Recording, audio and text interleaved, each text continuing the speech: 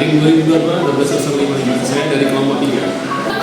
Hai, saya Muhammad Imam PI, NIM 202212015. Hai, saya Tati Dwi Nurani dengan NIM 202212068. Terima kasih. Hai, saya Riko Fitrianingsi dengan NIM 202212092.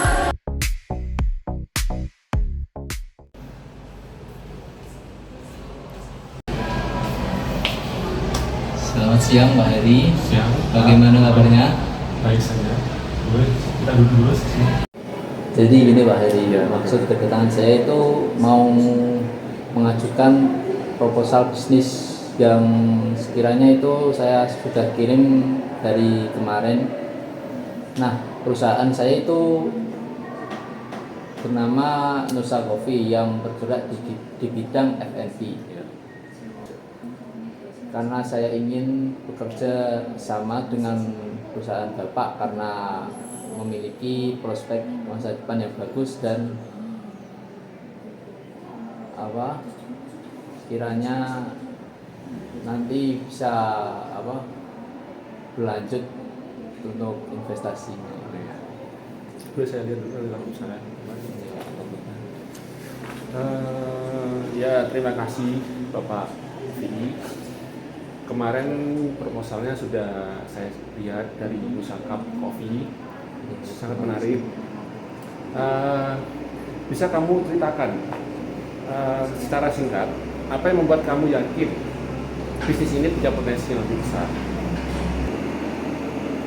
Tentu Pak Heri. Jadi Nusa Coffee itu hadir dari kebutuhan masyarakat, kebutuhan konsumen modern yang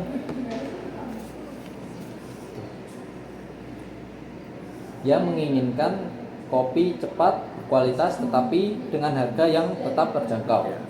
Saat ini tren Grab dan Go sangat berkembang karena konsumen ingin efisiensi tanpa mengorbankan rasa. Selain itu, kami melihat peluang besar dalam konsep berkelanjutan, mulai dari bahan baku lokal hingga kemasan eco-friendly.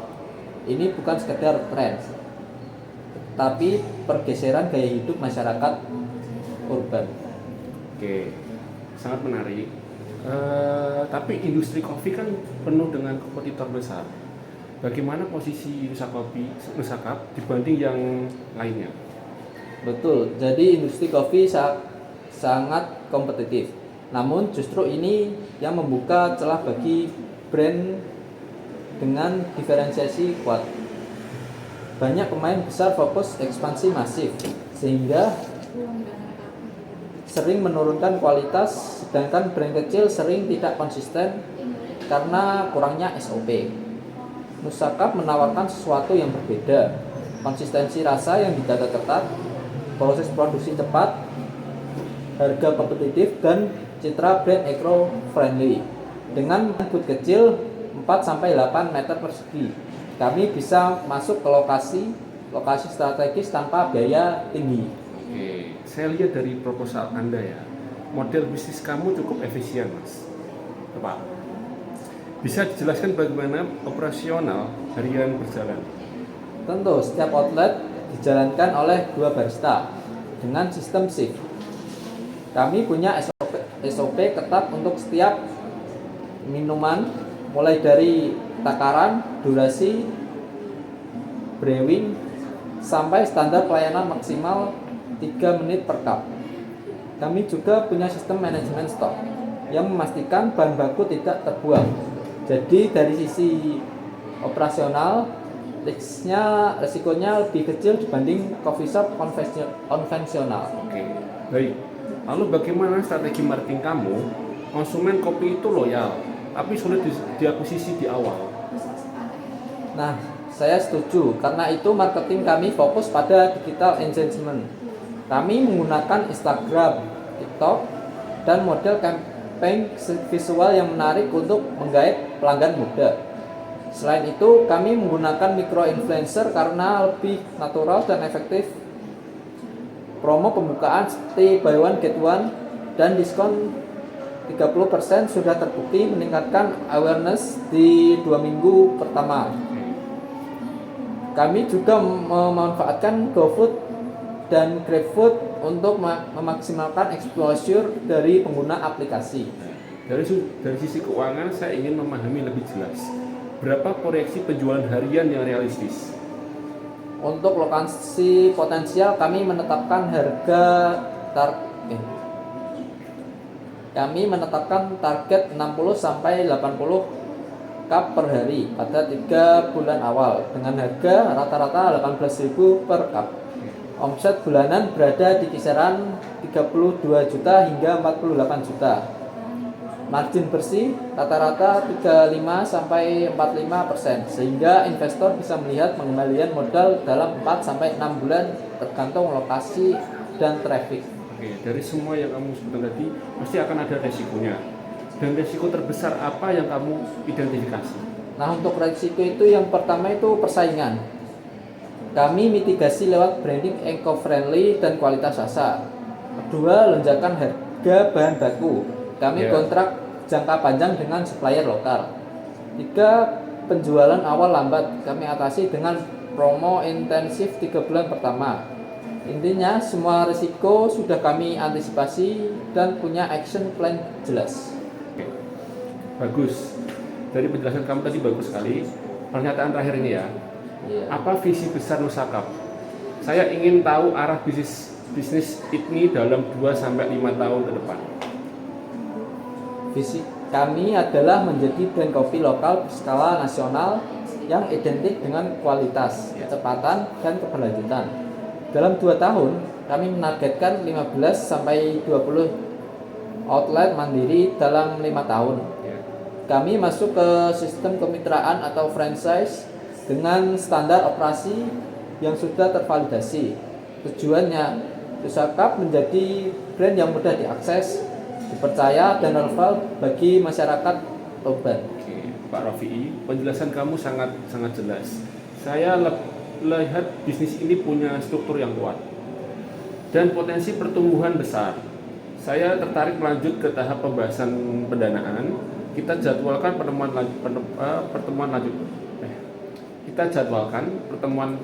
lanjutnya ya. Terima kasih banyak Pak Heri.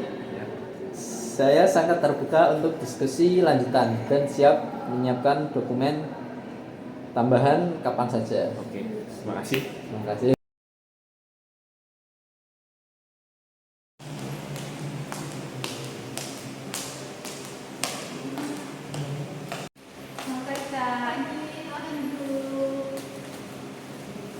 Ini Kak, CV dan daftar riwayat saya.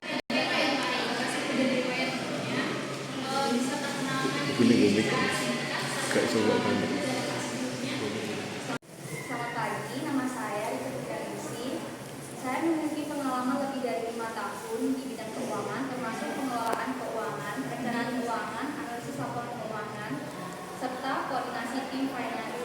Pada posisi terakhir saya menjabat sebagai Ketua Tim Finance dan bertanggung jawab atas pengelolaan arus kas, penyusunan laporan keuangan, dan implementasi strategi efisiensi biaya. Oke, bolehkah saya tahu kenapa Pak Rizko tertarik untuk posisi finance manager di perusahaan Bapak? Saya melihat perusahaan ini memiliki pertumbuhan yang besar dan komitmen kuat pada tata kelola keuangan yang baik. Dengan pengalaman saya dalam meningkatkan efisiensi finansial dan membangun sistem kontrol internal, saya ingin berkontribusi dalam memperkuat struktur keuangan perusahaan serta mendukung ekspansi bisnis secara berkelanjutan.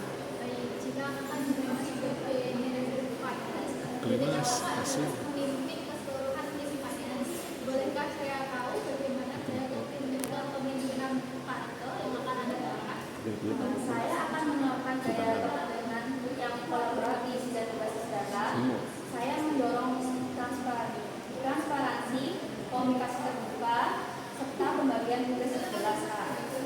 Saya juga mengutamakan coaching kepada anggota tim agar mereka berkembang dan dapat mengambil peran lebih besar. Namun dalam situasi tertentu saya tetap bisa bisa mengambil keputusan tegas dan tepat berdasarkan analisis resiko. Lalu bagaimana cara Anda dapat mengelola anggaran dan melakukan cost optimization? Di perusahaan sebelumnya, saya memimpin penyusunan anggaran tahunan senilai 1 miliar dan memonitor realisasi bulanannya. Saya mengidentifikasi beberapa area dengan overspending dan melakukan negosiasi kontrak dengan vendor sehingga berhasil menurunkan biaya operasional sebesar 20%.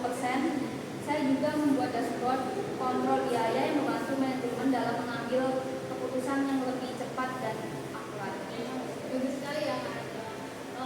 Untuk memastikan laporan keuangan yang Kakak hasilkan akurat dan sesuai regulasi yang ada, gimana caranya?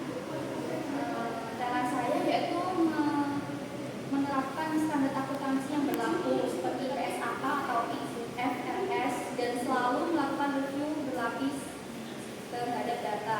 Saya juga memastikan semua rekonsiliasi dilakukan tepat waktu menggunakan SOP perusahaan yang jelas dan melibatkan auditor internal dan eksternal jika diperlukan.